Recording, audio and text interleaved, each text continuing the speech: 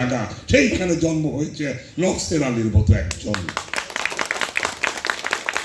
আমি বলবো এই নকশের আলী একদিন হয়তো তার বইতে যা লেখা দেখেছি আমি, যার গান যার কবিতা টেলিভিশনে গাওয়া হচ্ছে, তার গান প্রতিটা মঞ্চে গাওয়া হয়, তার গান প্রত্যেকটি জেলায় গাওয়া। এই নকশের আলী শুধু নকশের আলী নয়, তার এই ভান্ডার থেকে আরো ভান্ডার তৈরি হয়েছে সারা কুমারখালী খোকসায়, বিভিন্ন জায়গায় তার এই ওরস শরীফ শুরু হয়ে গেছে। কিন্তু এই ওরস শরীফের মধ্যে নাই কোনো বাজে কিছু, কোনো জুয়া নেই, কোনো কিছু নেই। সে শুধু কর্মদক্ষতার মধ্য দিয়ে ভগবান বলেন, ঈশ্বর বলেন, আল্লাহ বলেন, তার গানের মধ্যে সে শুধু আধ্যাত্মিক কিছু খুঁজে পাওয়ার জন্য এই দরবার শরীফে তৈরি করেছে।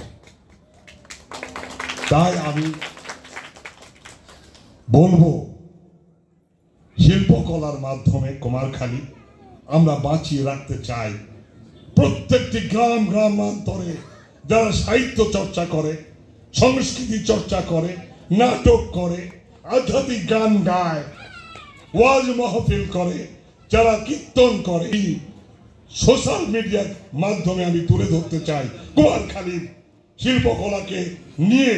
আমি কুমারখালী খোকসার সুন্দর এই জীবন কাহিনী যাতে কোনোদিন নিভে না যায়।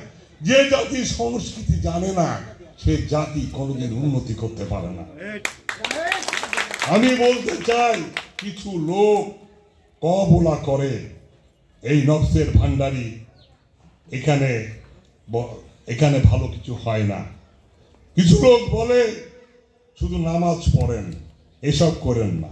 কিছু লোক বলে রোজা রাখেন, এসব করেন না।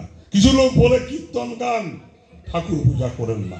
কিছু লোক বলে খ্রিস্টান হবেন না। আমি এইসবকে আমি ঘৃণা করি। আমি বলি, প্রথমেই বলেছে মানুষ বলতে সোনার মানুষ হবি। মানুষের মধ্যে সব কিছু আছে। এই মানুষ যদি খোঁজা যায়, মানুষের ভিতর থেকে বেরিয়ে আসবে সেই ঈশ্বর, সেই খোদা তাআলা ভগবান।